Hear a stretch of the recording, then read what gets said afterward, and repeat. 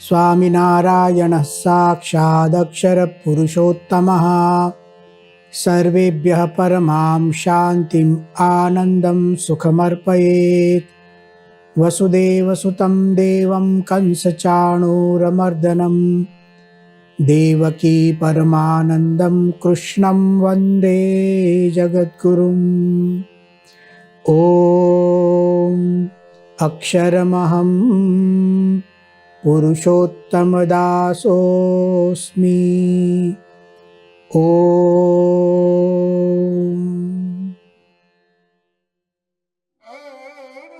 अर्जुन ने भगवान श्री कृष्ण को पूछा, स्थित प्रज्ञस्य का भाषा समाधिस्थस्य केशव। हे केशव, समाधिनिष्ठ स्थित प्रज्ञ के लक्षण क्या है, उसकी जीवन शैली क्या है?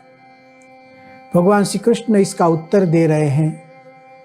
उसमें पहले ही श्लोक में कहा, प्रजहाति यदा कामान सर्वान् पार्थ मनोगतान आत्मन्येवात्मना तुष्टः स्थित प्रज्ञस्तदोच्यते। भगवान श्री कृष्ण यह जो लक्षण सुनाते हैं उसको समाधिनिष्ठ स्थित प्रज्ञ के लक्षण कहते हैं। और भारतवर्ष में यह बहुत प्रसिद्ध स्थित प्रज्ञ के लक्षण हैं। इन श्लोकों को बहुत से आश्रमों में प्रतिदिन पढ़ा जाता है। श्रीमद् भगवद गीता सर्व शास्त्रों का सार है, एक संपूर्ण जीवन पद्धति है। हमारी वैदिक जीवन पद्धति का विस्तृत निरूपण 4 वेदों में हुआ, ऋग्वेद, यजुर्वेद, सामवेद और अथर्ववेद। इस विस्तृत विवरण को संक्षिप्त में उसका सार संग्रह उपनिषद में हुआ, जो वेदों का ही एक भाग है। उसको वेदांत भी कहते हैं। वेदस्य अंतः, जो निर्णित पदार्थ है जिसको प्रतिदिन हमें सोचना है, वह सब उपनिषद में रखा गया। प्रसिद्ध 10 उपनिषद भारतवर्ष में हैं। अब इन सब उपनिषदों का सार श्रीमद् भगवद गीता में है। इसीलिए कहते हैं, सर्वोपनिषदो गावो दुग्धा गोपाल नंदनः पार्थो वत्सः सुधीर भोक्ता दुग्धम गीतामृतम महत। उपनिषद रूपी गाय है, उसका दोहन करने वाले गोपाल नंदन भगवान श्री कृष्ण स्वयं हैं। अर्जुन बछड़ा है और इसका अमृतमय दूध दुग्धम गीतामृतम महत। श्रीमद् भगवद गीता उपनिषद रूपी गायों का अमृतमय दूध है। इस संपूर्ण भगवद गीता का भी सार यह स्थित प्रज्ञ के लक्षण है जो हम अब सुन रहे हैं। तो ऐसा हम कह सकते हैं कि जब हम स्थित प्रज्ञ के लक्षणों को ठीक ढंग से समझ लेते हैं तो पूरी भगवद गीता ठीक ढंग से समझ ली है। इतना ही नहीं, सब उपनिषद समझ लिए, महाभारत रामायण समझ लिए। चारों वेदों का सार यही है। ऐसे स्थित प्रज्ञ के लक्षण में भगवान श्री कृष्ण विचारों को स्थिर करने के लिए, निर्णयों को स्थिर करने के लिए अद्भुत उपाय दिखाते हैं। प्रजहाति यदा कामान सर्वान् पार्थ मनोगतान। सबसे पहले बुद्धि को स्थिर करने के लिए लौकिक कामनाओं का त्याग करना पड़ता है। आवश्यक है, अवश्य कीजिए, लेकिन अनावश्यक जो वासना है, तृष्णा है, उसका त्याग करना, ऐसा भगवान श्री कृष्ण यहाँ कहते हैं। आशानाम मनुष्याणाम काचिद आश्चर्य श्रृंखला यया बद्धाः प्रधावन्ति मुक्तास्तिष्ठन्ति पंगुवत। किसी ने कहा है वासना के विषय में, यह वासना नाम मनुष्याणाम काचिद आश्चर्य श्रृंखला, एक आश्चर्यमयी श्रृंखला, एक बंधन है वासना रूपी। क्या कहते हैं? यया बद्धाः प्रधावन्ति। ऐसे तो श्रृंखला से किसी को बांधा जाए तो वो दौड़ नहीं सकता है, लेकिन ये वासना रूपी श्रृंखला से जो बद्ध होता है, यया बद्धाः प्रधावन्ति, वो दौड़ते रहते हैं, विषय भोग के पीछे घूमते रहते हैं। यया बद्धाः प्रधावन्ति मुक्तास्तिष्ठन्ति पंगुवत। और जो व्यक्ति इस वासना से मुक्त हो जाता है, पंगुवत, जैसे पंगु व्यक्ति चल नहीं सकता है, ऐसे लौकिक विषय वासना में प्रवृत्त नहीं होता है। भगवान श्री कृष्ण स्पष्ट रूप से कहते हैं, प्रजहाति यदा कामा, वासनाओं को, विकारमय इच्छाओं को, जिन इच्छाओं से हमें दुख होने वाला है। देखिए वासना का परिणाम क्या होता है, कुटुंब क्लेश होता है, अशांति होती है। तो ऐसी वासनाओं को छोड़ना चाहिए, ऐसे भगवान श्री कृष्ण ने कहा। यह कामना एक बड़ा शत्रु है। अनादिकाल से हम इस वासना से लिप्त रहे हैं और इसलिए छोड़ना भी मुश्किल है, लेकिन छोड़ना अवश्य है, ऐसा भगवान श्री कृष्ण यहाँ हमें समझाते हैं। तो यह हुई वासना की बात। प्रजहाति यदा कामान सर्वान पार्थ मनोगतान। इसी श्लोक में उत्तरार्ध में भगवान श्री कृष्ण अब दूसरी बात करते हैं, आत्मन्येवात्मना तुष्टः स्थितप्रज्ञस्तदोच्यते। जो व्यक्ति आत्मन्येव, आत्मनि इसका अर्थ होता है अपनी आत्मा में विराजमान, जो आत्मा के भी आत्मा, सर्वात्मा जो परमात्मा है, जो सबकी आत्मा है, सर्वत्र जिनका निवास है, जो अंतर्यामी रूप से सर्वत्र व्याप्त है, और मेरी आत्मा में भी परमात्मा विराजमान है। भगवान श्री कृष्ण कहते हैं, आत्मनि एव आत्मना तुष्टः, अपनी आत्मा में ही विराजमान जो परमात्मा, उस परमात्मा से ही जो संतुष्ट रहता हो। संतोष एक बहुत बड़ा धन है। संतोषो ही परम निधानम, एक धन है। जिस व्यक्ति के पास संतोष है, आप किसी संतोषी व्यक्ति का चित्र मन में याद कीजिए, किसी महापुरुष को याद कीजिए जिसके जीवन में पूर्ण संतोष हो, कोई व्यग्रता नहीं, कोई चिंता नहीं। भगवान ने जो कुछ दिया है, आज जैसा भी दिया है, जितना भी दिया है, उससे संतुष्ट रहना। हमारे गुरुजी परम पूज्य प्रमुख स्वामी जी महाराज, उनके भी जो गुरुजी थे योगी जी महाराज, वह हमेशा कहते थे, संतुष्ट रहो। जब भी, जहां भी, जो भी, जैसा भी मिला है, उससे संतुष्ट रहो। संतुष्ट रहो इससे मतलब क्या था? प्रयत्न नहीं करना, ऐसा उद्देश्य नहीं था, लेकिन पीड़ित न होना। जो परिस्थिति भगवान हमें देते हैं उसको स्वीकार लेना, संतोष की यह व्याख्या है। और अंदर से पीड़ित न होना, दुखी न होना, उद्विग्न न हो जाना। भगवान श्री कृष्ण यहाँ कहते हैं, आत्मन्येवात्मना तुष्टः, आत्मा में विराजमान परमात्मा से संतुष्ट रहिए। देखिए, यहां परमात्मा से संतुष्ट रहने की बात की है। क्यों ऐसे कहा भगवान श्री कृष्ण ने?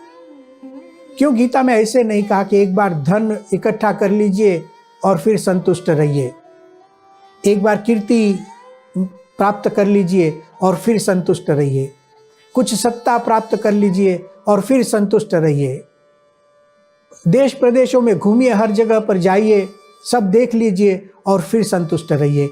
ऐसे भगवत गीता ने नहीं कहा है। भगवत गीता हमें अंदर लेकर जाती है। आत्मनि, संतोष को यहीं पर ढूंढो।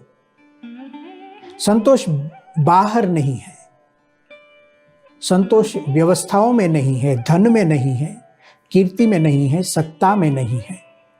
संतोष यहीं पर है, आत्मन्येव। और आत्मा में भी क्या है? आत्मन्येव आत्मना, आत्मा में विराजित जो परमात्मा, उससे संतुष्ट रहो। भगवान श्री कृष्ण परमात्मा से संतुष्ट रहने की बात क्यों करते हैं? दुनिया में किसी भी पदार्थ को पाकर किंचित समय तक सुख मिलता है, कदाचित संतोष का भी अनुभव होता है, लेकिन जैसे जैसे समय जाता है और जिस पदार्थ को हमने प्राप्त किया, यह पदार्थ लौकिक है, तो समय जाते ही उसमें से जो संतोष था पुनः असंतोष हो जाएगा। उसमें से सुख आना बंद हो जाएगा। और सीमित वस्तु है, नाशवंत वस्तु में तो सुख है ही नहीं, वो कैसे संतोष दे सकता है। एकमात्र परमात्मा ऐसी वस्तु है, सच्चिदानंदमय, सर्वोपरि सर्व समुत्कृष्ट, परम सुखमय, परम आनंदमय, ऐसे परमात्मा है। उसकी जब प्राप्ति होती है, उसका जब अनुभव होता है, तब मनुष्य संतुष्ट हो जाता है। भगवान श्री कृष्ण कहते हैं, आत्मा में विराजित परमात्मा से संतुष्ट रहो। हाँ, यदि परमात्मा का अनुभव नहीं है तो उसके लिए साधना करो। और यह संतोष जो परमात्मा से मिलने वाला संतोष है, वह नित्य है, शाश्वत है, वो कभी मिटेगा नहीं। हमारे उपनिषदों में आनंद की मीमांसा की गई है, आनंद की मीमांसा, जहां संतोष, पूर्ण संतोष है। उपनिषदों के मंत्रों में कहा गया, सैषानंदस्य मीमांसा भवति। अब हम आनंद की मीमांसा करते हैं। क्यों हमारे ऋषि मुनियों ने आनंद की मीमांसा की? उन्होंने संतोष का विचार किया था। पूर्ण आनंद में, परम आनंद में ही संतोष है। जब तक परम आनंद की प्राप्ति नहीं, तब तक परम संतोष नहीं। सैषा आनंदस्य मीमांसा भवति। क्या है? देखिए, अब भगवान परमात्मा जो मिलते हैं हमें, उनका जो सुख, उनका आनंद, इसकी थोड़ी सी कल्पना भी हम करते हैं तो जो असंतुष्ट मन है, उसमें थोड़ा सा तो संतोष, उसका अनुभव होता है, और धीरे धीरे वह परमात्मा की ओर मुड़ जाता है। इस उपनिषद में जब आनंद की मीमांसा की गई, तो एक मनुष्य का आनंद क्या होता है वह समझाकर फिर उससे शतगुणित आनंद किसका है, उससे शतगुणित आनंद किसका है, ऐसे एक के ऊपर एक, एक के ऊपर एक आनंद करते करते करते परमात्मा के आनंद की बात हुई है। एक मनुष्य का आनंद क्या है? युवा स्यात् साधु युवाध्यायकः, आशिष्ठो दृढिष्ठो बलिष्ठः, तस्येयं सर्वा पृथिवी वित्तेन पूर्णा स्यात्, स एको मानुष आनन्दः, ते ये शतं मानुष आनन्दाः, श्रोत्रियस्य च कामः तस्य। इस मंत्र में कहा गया, कोई व्यक्ति युवा हो, युवा स्यात् साधु युवाध्यायकः। आनंदी व्यक्ति किसे कहते हैं? युवा हो। युवा से मतलब सर्वांग संपूर्ण, सर्वशक्तिमय, जितनी भी इंद्रियां हो संपूर्णतः विकसित हो गई हो, उसे युवा कहते हैं। युवा स्यात्, पहले तो वो युवा होना चाहिए। दूसरा, साधु, सब ठीक ठाक होना चाहिए। युवा स्यात् साधु युवाध्यायकः, और युवावस्था में ही अध्यायकः, अध्यापकः, वो पढ़ा सके, वो किसी का शिक्षक बन सके, अर्थात उसकी बुद्धि भी तेज हो, मेधा भी अद्भुत हो, तो उसे आनंदी समझिए। युवा स्यात् साधु युवाध्यायकः, आशिष्ठः दृढिष्ठः बलिष्ठः। आशावान हो, उसकी अपेक्षा इतनी महान हो जिससे वो सतत जीवन में प्रगति कर सके, वह आनंदी मनुष्य। आशिष्टः दृढिष्ठः, दृढ़ मनोबल हो जिसका, जिसकी वैचारिक शक्ति महान हो, वह आनंदी। बलिष्ठः, और शारीरिक बल भी हो, तो शारीरिक रूप से सुसज्ज, मानसिक रूप से सुसज्ज, बौद्धिक रूप से सुसज्ज और युवान हो, तो समझिए वह आनंदी। इतना ही नहीं, उपनिषद कहती है, तस्य इयं सर्वा पृथ्वी वित्तेन पूर्णा स्यात्। ये जितनी भी पृथ्वी है, यह संपूर्ण पृथ्वी वित्तेन पूर्णा स्यात्, धन द्रव्य से भरी हो और उसकी हो। संपूर्ण पृथ्वी का स्वामी, केवल पृथ्वी का स्वामी नहीं, पृथ्वी भरकर द्रव्य द्रविण जिसके पास हो, सोना चांदी जो भी कुछ आप कहो, उसका वह मालिक हो। इतना सब मिलाकर सब एक साथ हो बहुत मुश्किल है। कोई लोग युवा होते हैं तो साधु नहीं होते हैं, सज्जन नहीं होते हैं। कोई युवा है, सज्जन भी है, तो पढ़े लिखे नहीं होते हैं। और धन की तो बात क्या करनी। लेकिन यह सब चीजें एकत्रित हो जाए, किसी एक मनुष्य में आए, तो उपनिषद कहती है स एको मानुषः आनंदः। उसको मनुष्य का एक आनंद, आनंद को एक संख्या दी। समझो इस इतने आनंद को मिलाकर एक गुणांक उन्होंने दिया। ते ये शतम मानुषा आनंदाः। उपनिषद कहती है ऐसे 100 मनुष्य के आनंद को इकट्ठा कीजिए। स एकः मनुष्य गंधर्वाणाम आनंदः। वह एक मनुष्य गंधर्व का आनंद होता है। इसका मतलब मनुष्य गंधर्व का एक आनंद वह मनुष्य के 100 आनंद के बराबर है। अब इस मनुष्य गंधर्व के भी ऊपर देव गांधर्व है, उसके ऊपर भी इंद्र है, उनके ऊपर भी बृहस्पति है, उनके ऊपर प्रजापति है। सबके आनंद शतगुणित है। उपनिषद कहती है ते ये शतम प्रजापते आनंदाः स एको ब्रह्मण आनंदः। प्रजापति के 100 आनंद जब मिलते हैं तब एक ब्रह्म, अक्षर ब्रह्म का आनंद होता है।